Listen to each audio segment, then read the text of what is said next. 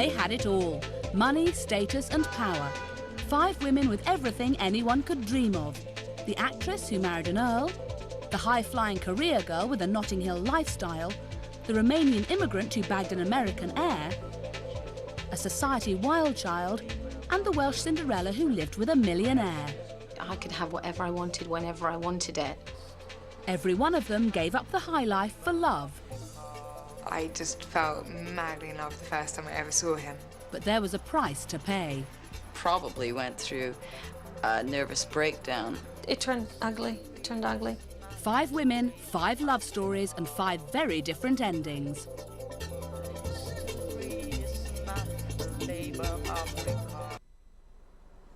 Louise Robey was also a singer who met someone from outside her social circle.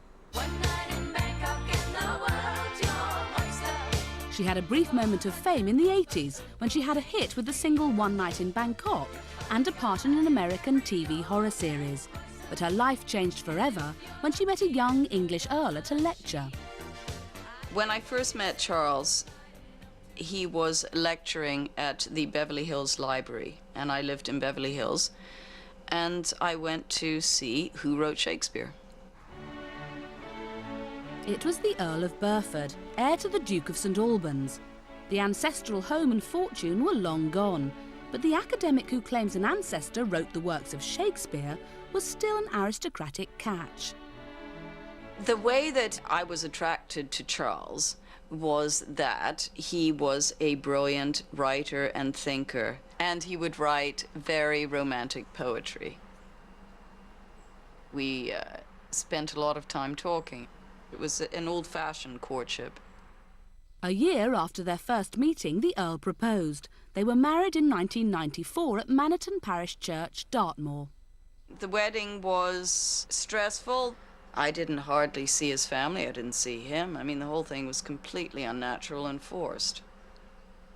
If you looked at my wedding pictures, you've got on one side, you got one half of the family, on the other side's the other half, and you can tell it from the wedding pictures, because they're all glaring at each other. In 1995, Louise had a son, James, Lord Vere, Baron of Hanworth and Headington. Well done, son, they said. Mind you, I was under the impression I had done most of the work. As long as you bring a boy into the world and make sure it's a boy, they're happy. To be a countess was a nice old-fashioned lifestyle. There's a bit of hunting and shooting and riding and that sort of thing. And the cachet of being a countess opened doors. I noticed a difference in the way that people treated me simply by having a title. It was easy to walk into certain places and say Countess of Burford. It works. If I say Louise Robey, they might say stand in line.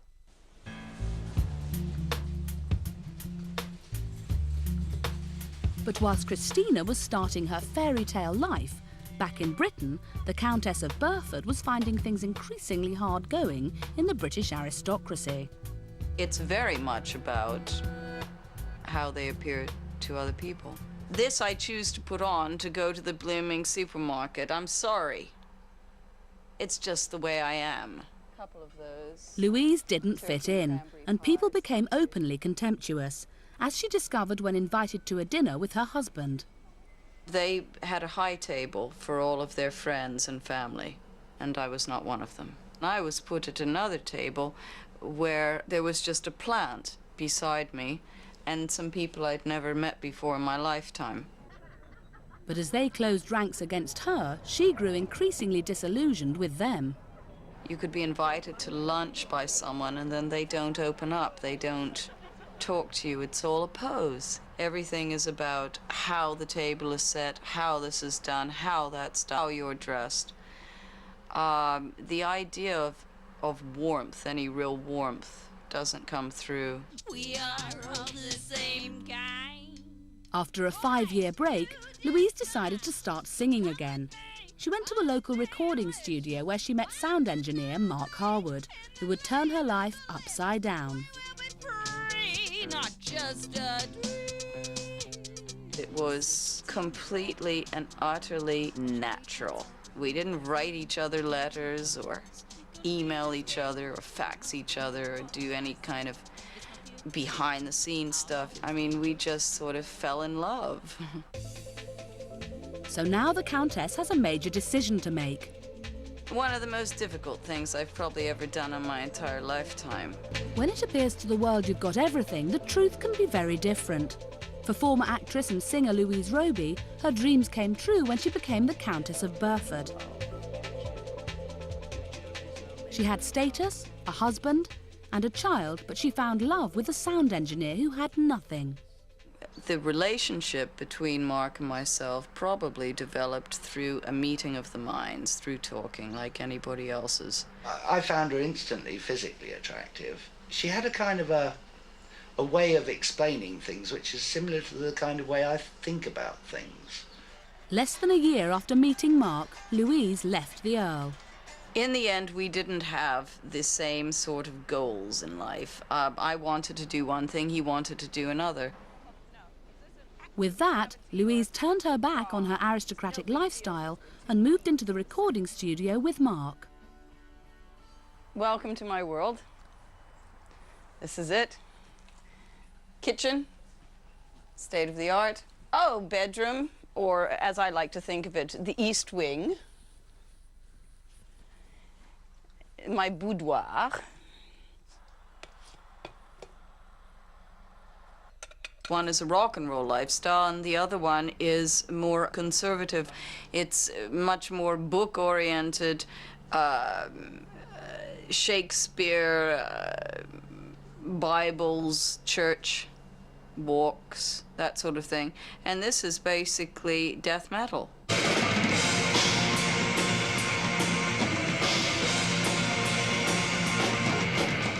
I love the authenticity. I love the speed. I love the clarity. But there's a downside to living the heavy metal life. 8 in the morning, you don't want to see everybody, or at 10 at night, you don't want to see everybody, but then they're there. Or 4 in the morning, you don't want to see everybody, but they're there, and there's nothing you can do about it. And they like loud music. So in a way, it's a love-hate relationship, I suppose. With notorious bands like Criminal and Cradle of Filth recording here, the Earl was worried about the impact on their child. He thinks they're probably devil worshippers, I suppose. Charles a number of times has requested that there be no rock bands in while James is around, which is a bit ridiculous considering this is a commercial recording studio. So what I do is 5 minutes prior to him arriving, I will get the bands to sing Kumbaya, My Lord. So then he walks down the drive and we got him stooped. He thinks that's the way it goes. Louise paid a heavy price for leaving her husband and adopting a new lifestyle. Her child, who now lives with his father. One of the most difficult things I've probably ever done in my entire lifetime. In fact, it is the most difficult. I probably went through a nervous breakdown. I look around me now and people talk about their little problems and so on. And I look at them and I think, you've never had your child ripped from your breast.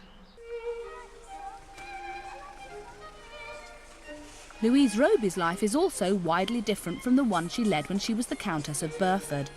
It's been 2 years since she left her husband for a sound engineer and hasn't been back to where they lived since. It's awfully strange to come back here and walk down the high street because a lot of people recognize you and you recognize a lot of people, so it can be a bit awkward. Some people definitely are judgmental. I've been spat on at Sainsbury's and that sort of thing. I think the aristocracy is full of shit. I was inside of it, I saw it. It's a totally different lifestyle. I think that you have to do what's right for you in the end. If you don't stay true to yourself, then you will die a sad person. I don't regret anything, no. I regret hurting people, but I think that time is a healer, and I think that those people have got over that now. You know, you shouldn't spend your lifetime with somebody that you're not right for. You should be with somebody that you are right for. I don't think I regret sacrificing my career because it meant that I was actually able to have my children at an earlier age, and I'm sure, or I know for a fact, that if I'd have been carrying on the way I was in London, it could have been years before I married and years before I had children. Now, looking back, I really, really regret losing my innocence. I think that's the worst thing at such a young age. I regret hurting my husband by having an affair, and I regret being gullible. Find out what we really want in bed with a new series, More Sex Tips for Girls, on Tuesday at 10:30. Next tonight, Channel 4 and Film 4 have joined forces to bring you horror phenomenon, The Blair Witch Project.